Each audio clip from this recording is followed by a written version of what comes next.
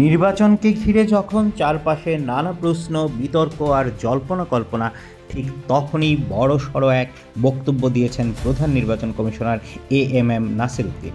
২৮ September রোববার রাজধানীতে বুদ্ধিজীবী ও সুশীল সমাজের প্রতিনিধিদের সঙ্গে অনুষ্ঠিত নির্বাচনী সংলাপের সমাপনী বক্তব্যে তিনি জানিয়েছেন, কল রেকর্ড ফাঁসের ভয়ে তিনি টেলিফোন ধরেন না।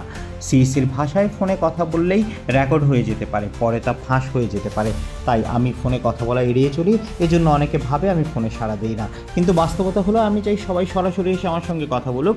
আমার দরজা সবসময় খোলা, প্রয়োজনে লিখিত প্রস্তাব দিক, আমি তা গ্রহণ করব, তবে ফোনে নয়।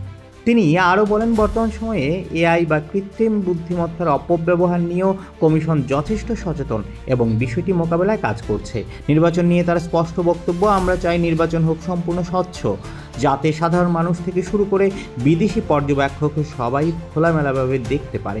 বিদেশি পর্যবেক্ষক যেমন স্বাগত, তেমনি দেশীয় পর্যবেক্ষকদেরও সর্বোচ্চ নিবন্ধন দেওয়ার চেষ্টা করব। এ সময় তিনি জোর দিয়ে বলেন, এবার অতীতের মতো নয়, আমরা ফেরত আনছি পুরো আসনের নির্বাচন বাতিল করার ক্ষমতা। পরামর্শ দিলে বাস্তবায়নের চেষ্টা করব। সুশীল সমাজের সঙ্গে আলোচনায় তিনি আহ্বান জানান, মানুষকে নির্বাচনে আসতে উৎসাহিত করুন। আমরা সুষ্ঠু, নিরপেক্ষ এবং সুন্দর নির্বাচন নিশ্চিত করব, তবে এর জন্য দরকার আপনাদের সহযোগিতা। নির্বাচন শুধু নির্বাচন কমিশনের দায়িত্ব নয়, এটা সবার যৌথ দায়িত্ব। শেষে তিনি আবারও স্পষ্ট বার্তা দেন, আমার দরজা সব সময় খোলা, যে কোনো সময় সুপারিশ বা মতামত দিন, আমরা তা গ্রহণ করতে প্রস্তুত।